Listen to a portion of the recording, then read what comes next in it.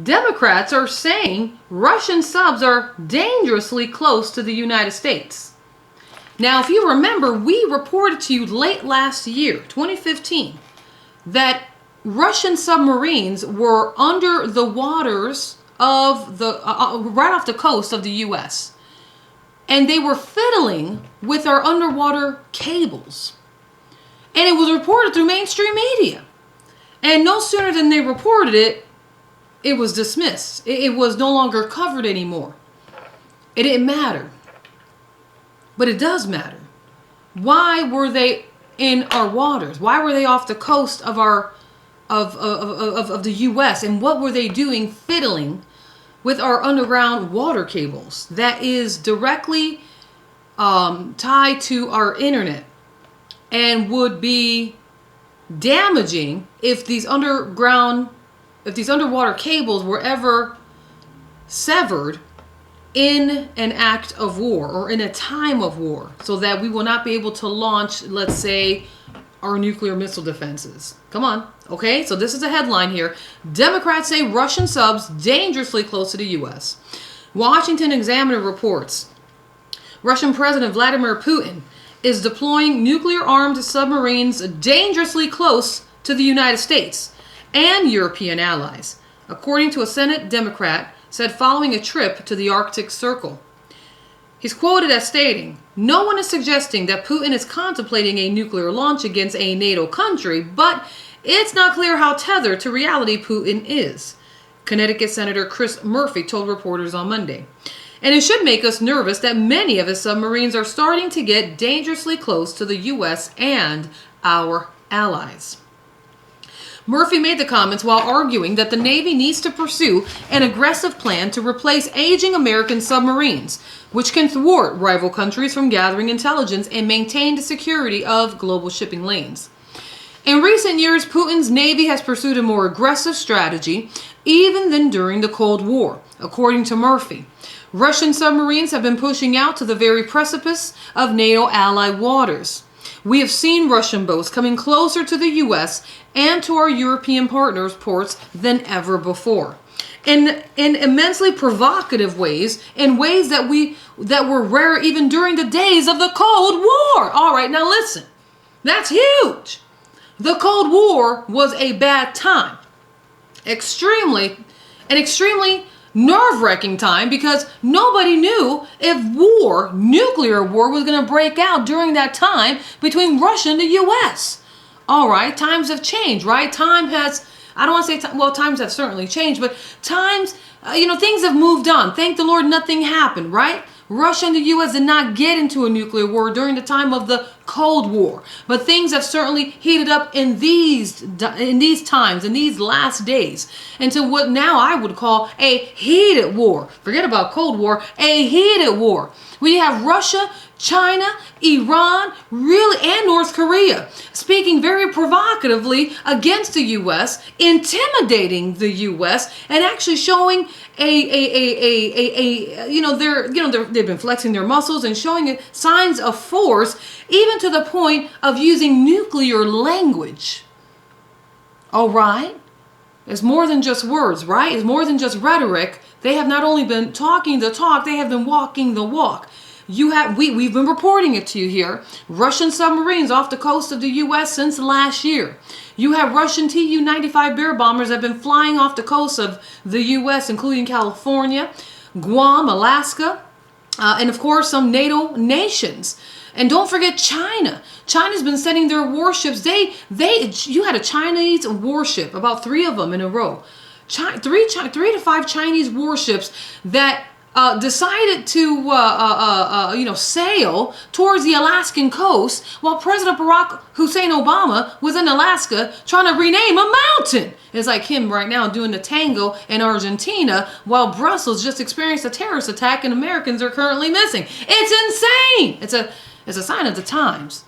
So when we hear stuff like this, when we hear that the Connecticut Senator Chris Murphy says, and I quote, "No one is suggesting that Putin is contemplating a nuclear launch against a NATO country," which, by the way, we're part of NATO. The U.S. is part of NATO, along with many Western European nations. He says, but it's not clear how tethered to reality Putin is. So in other words, you're hearing someone in the government saying it's a possibility that Vladimir Putin, Russia, is planning a nuclear strike against the U.S. And, well, we need to make sure we have an aggressive plan in place to replace our aging submarines. It's too late. It's like trying to say we need to make sure we have fire alarms in the house and the house is burning down. It's a little too late. The house fire's already started. You know what I mean? I mean, you're going to try to get some new submarines now? I mean, they're not even listening to you. I'm going to tell you this. The Obama administration is not even listening to the senator or anyone else for that matter because they've decided to cut our cost in the military. They've decided to bring our military down to pre-World War II size. And I mean that. This is from their words. From the Obama administration, they have shrunk our military down to pre-World War II. It's a very dangerous time to do such a thing. It's not like there's a time of peace around the world. There is such distress, such perplexity among the nations. And it really is Bible prophecy. Because Luke chapter 21 verse 25 says it perfectly.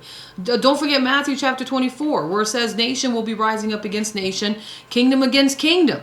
The kingdom against kingdom is a whole other story, and where we have reported to you the Middle East. And now you have the kingdom of Saudi Arabia rising up against Iran and Syria. And how Turkey is also joined now with Saudi Arabia and doing military joint exercises. It truly is a sign of the times. All of these are signs of the last days. The last days that we are living in. But let's continue with this particular headline. Democrat says Russian subs dangerously close to the U.S. It says here, Pentagon officials currently plan to scale back production of modern attack submarines in order to preserve funding for the Ohio-class submarines that carry nuclear weapons. Said here, you're going to have to look at this program with a national lens, because if you drop this into the middle of a Navy shipbuilding budget, it will just gut Navy shipbuilding for decades to come.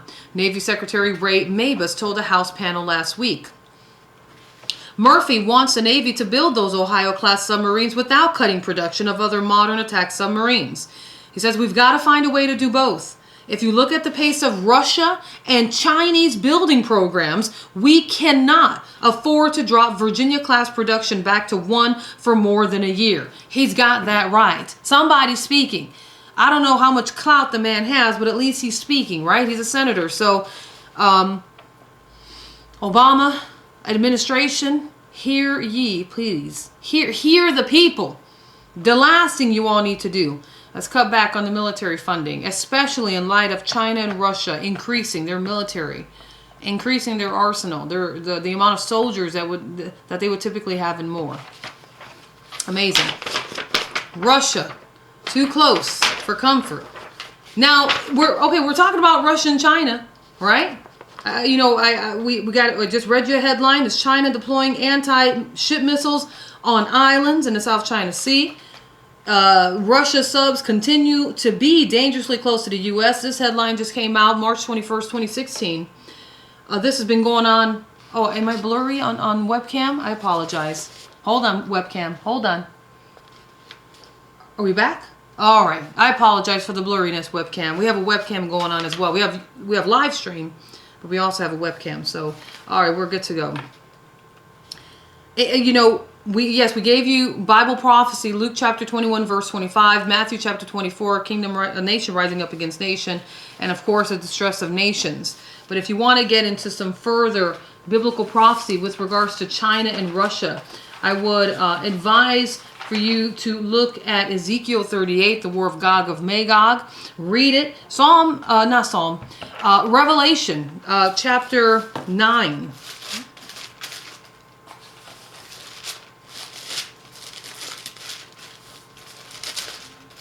Revelation chapter 9 verse 13 talks about a World War III. It talks about World War III. It talks about, it's what's called the Sixth Trumpet War.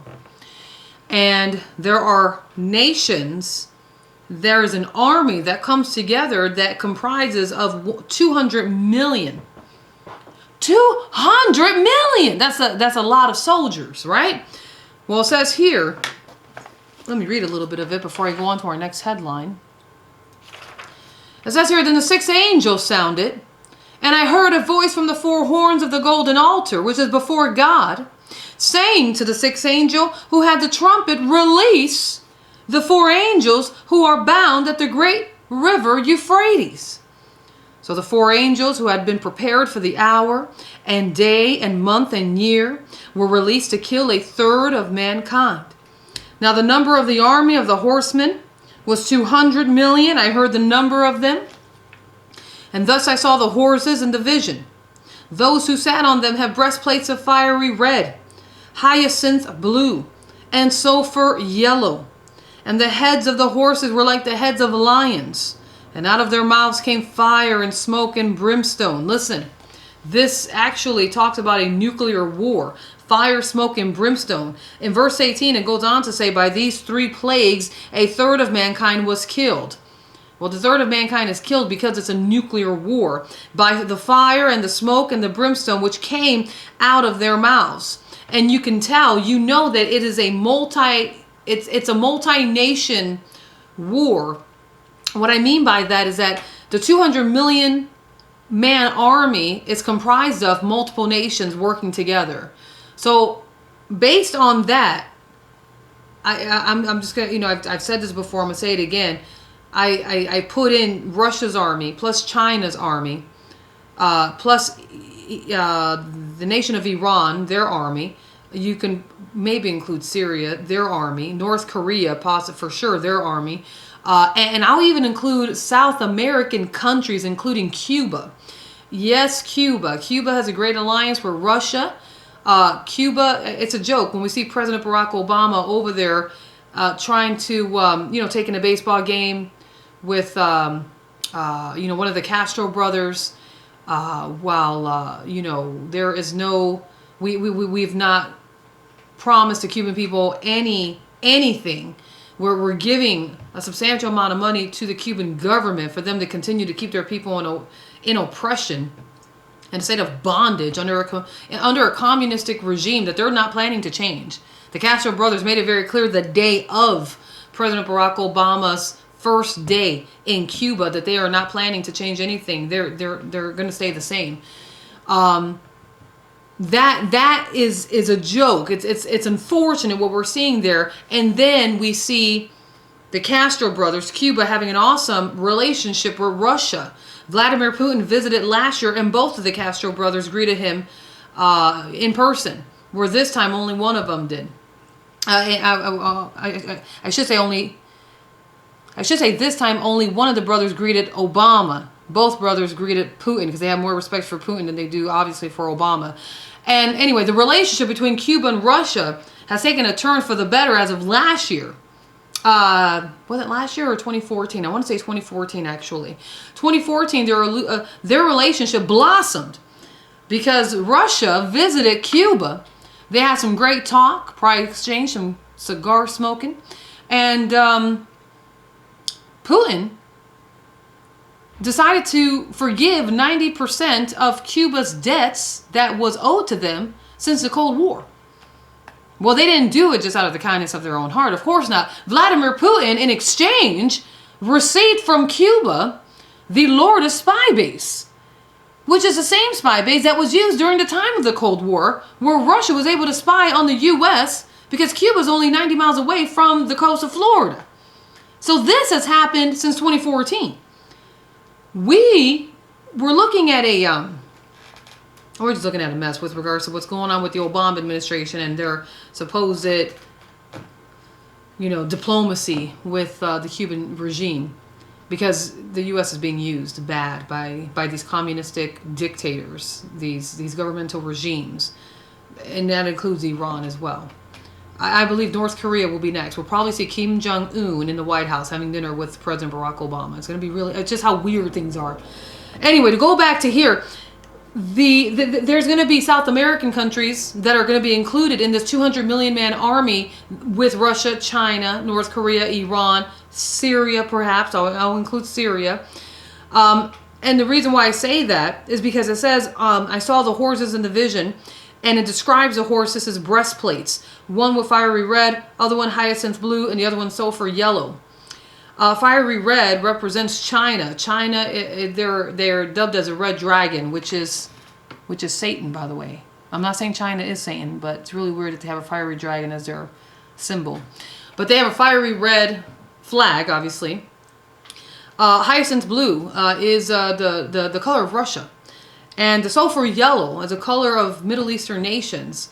I'll even include Hezbollah. Hezbollah has a nice, pretty yellow flag. I won't call it pretty. It's actually drenched with blood. But they have yellow as well. So these are all nations working together that will create a nuclear war. So when we see headlines, just as we shared with you today, where Russia submarines are dangerously close to the U.S., according to a Democrat senator that's sounding the alarm. When we've given you headlines concerning China and how there's a big dispute of the South China Sea and how China's now deployed anti-ship missiles on their islands. And when we're giving you headlines such as these, that America's backup plan in case of war with China has been revealed, I mean, we match it to Bible prophecy. We understand that we're living in the time. We understand that we're living in the days that the prophets spoke about. Amen? Amen. Amen. Speaking of North Korea, I printed out a headline concerning North Korea. I want to see if I have it here. Give me a moment, because I mentioned them. Yes, I do. All right, here it is. Oh, it's South Korea. Hold on. Okay, well, and it's just as important. Let me get South Korea up here. Give me one moment. Y'all all right with me? Amen? Okay, and I happen to have a headline about Hezbollah that just came out today too. So I'll give you that one because I just mentioned Hezbollah, so it works out. All right. Well, let me give you these two additional headlines. So I just happen to mention these two nations in conjunction with the other headlines I just gave to you. It says here South Korea, not North Korea, but it has to do with North Korea. But South Korea has now been put on high alert after Kim Jong-un carries out more rocket attacks. Well, this man is on a roll. Oh, it's not good. It's not good when you have North Korea continuing to launch more rockets after they have been condemned by the international community. After they have been slapped more sanctions from the United Nations and the United States. After even China and Russia both condemned the actions of the regime of Kim Jong-un. So what is this all about? Check this out. Pyongyang, which is the capital of North Korea, has stepped up its nuclear testing at a rapid pace in defiance of United Nations sanctions as it tests its solid fuel engines.